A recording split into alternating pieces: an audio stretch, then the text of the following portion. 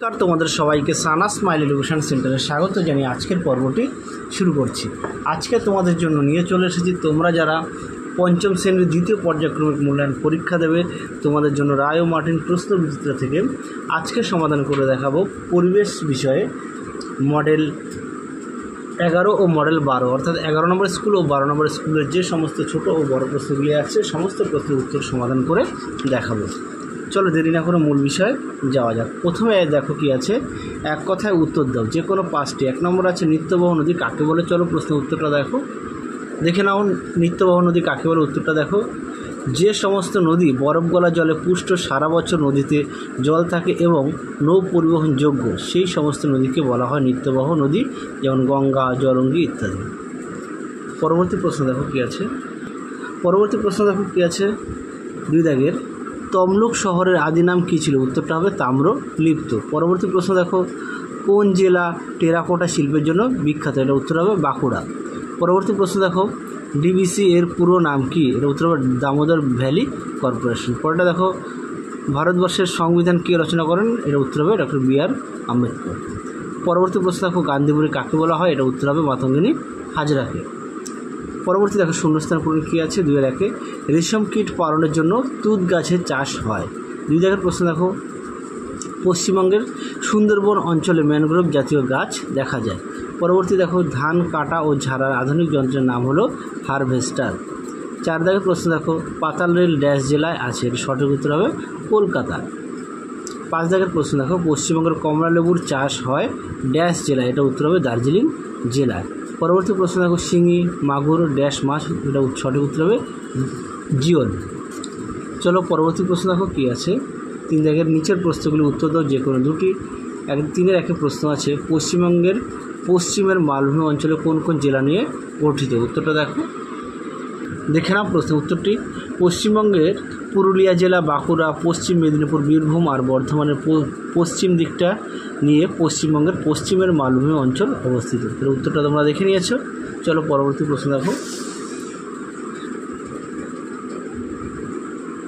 পরবর্তী প্রশ্ন দেখো, 3-2 সুন্দরবন অঞ্চলের মাটির দুটি বৈশিষ্ট্য উল্লেখ করো। তোমাদের এই প্রশ্নটা এখানে আমি লিখে দিয়েছি। দেখো, সুন্দরবন অঞ্চলের মাটিতে লবণের পরিমাণ বেশি।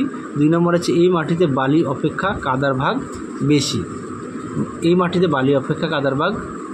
বেশি। পরবর্তী প্রশ্ন দেখো, 3-3 স্বাধীন ভারতের প্রথম প্রধানমন্ত্রী, এটা উত্তর হবে জওহরলাল নেহেরু। তারপরে দেখো, শিক্ষামন্ত্রীর নাম, এটা উত্তর হবে আবুল কালাম আজাদ শিক্ষামন্ত্রী। পরবর্তী দেখো, 4 দাগের নিচের প্রশ্নগুলো উত্তর দাও যে কোনো দুটি। 4-1 প্রশ্ন আছে, সবুজ বিপ্লব কাকে বলে, এর একটি কুফল লেখো। চলো প্রশ্নের উত্তরটা দেখো। সবার প্রথমে দেখব সবুজ বিপ্লবের সংজ্ঞা কী আছে।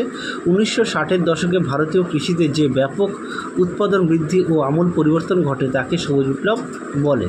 আচ্ছা, সবুজ বিপ্লবের কুফলগুলি দেখো সুন্দর করে দেওয়া আছে। 1 নম্বর আছে বেশি রাসায়নিক সার ব্যবহারের ফলে জমির উর্বরতা হ্রাস পায়। 2 নম্বর আছে রাসায়নিক কীটনাশকের ব্যবহারে জমির বন্ধু পোকারা মারা যায়। 3 নম্বর আছে ডিপ টিউবওয়েল দিয়ে অধিক জল তোলার ফলে মাটির নিচে জল সংকট দেখা দেয়। তাহলে উত্তরটা আশা করি তোমরা দেখে নিয়েছো।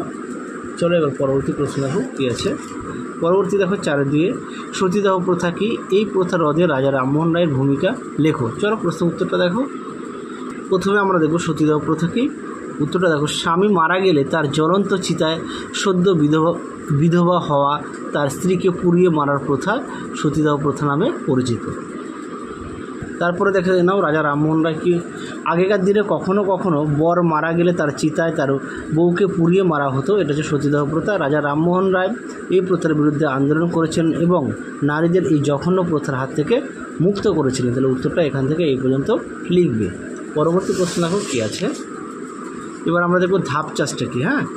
উত্তর আছে, দেখে নাও ধাপ চাষ কাকে বলে। উত্তরটা পাহাড়ে ঢালু জমিতে সিঁড়ির মতো ধাপে ধাপে জমি কেটে চাষ করাকে ধাপ চাষ বলে।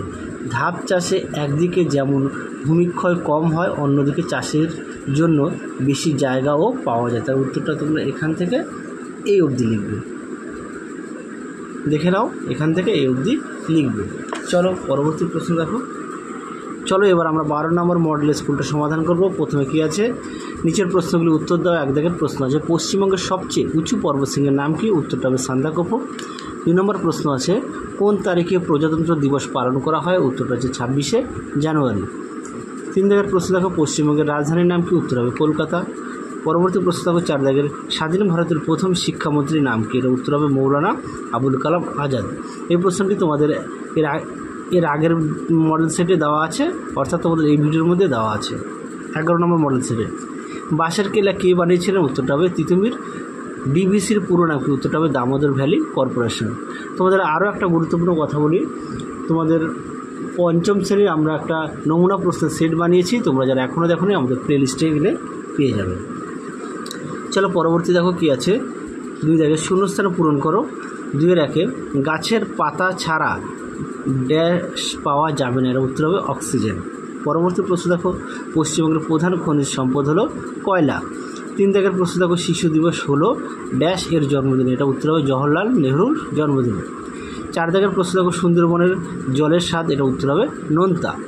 5 দাগের প্রশ্ন দেখো, জলপাইগুড়িতে ড্যাশ অভয়ারণ্য আছে, সঠিক উত্তর হবে জলদাপাড়া অভয়ারণ্য আছে। 6 দাগের প্রশ্ন দেখো, বর্ধমান জেলার মাটি ধান চাষের জন্য খুব ভালো, এর উত্তরটা কী হবে? ধান। চলো এবার আমরা 3 দাগের প্রশ্নগুলো দেখবো এক এক করে। কী আছে, 3-এর যে কোনো 4টি প্রশ্নের উত্তর দাও। 3-এর 1-এ, জমিতে বেশি রাসায়নিক কীটনাশক ব্যবহার করলে কি কি ক্ষতি হতে পারে?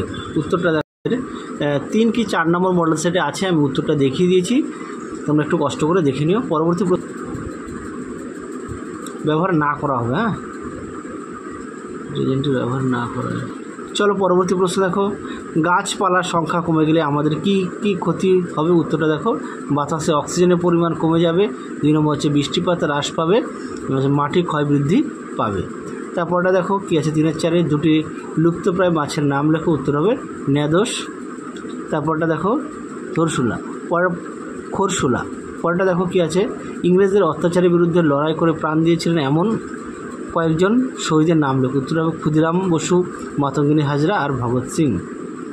পরেরটা দেখো, আম চাষ সবচেয়ে বেশি কোথায় হয়? তোমাদের এই প্রশ্নের উত্তরটাও আগের মডেল সেটে দেখানো আছে, তোমরা যারা সম্ভবত তোমাদের 4 কি 5 নম্বর মডেল সেটের উত্তরটি দেখানো আছে, তোমরা যারা এখনও দেখোনি আমাদের প্লে লিস্টে এই উত্তরটি পেয়ে যাবে। চলো তাহলে আজকের মতো এখানে সমাপ্ত করছি, আবার দেখা হবে খুব শীঘ্রই তোমাদের পরবর্তী ভিডিওতে। তোমরা সবাই সুস্থ থেকো, ভালো থেকো। আর তোমাদের আগের ভিডিওতে আমরা একটি মডেল সেটের একটি নমুনা প্রশ্নের সেট বানিয়েছি, তোমরা যারা এখনও দেখোনি আমাদের প্লে লিস্টে গেলে পেয়ে যাবে। চলো তোমরা সবাই ভালো থেকো, সুস্থ থেকো, টাটা।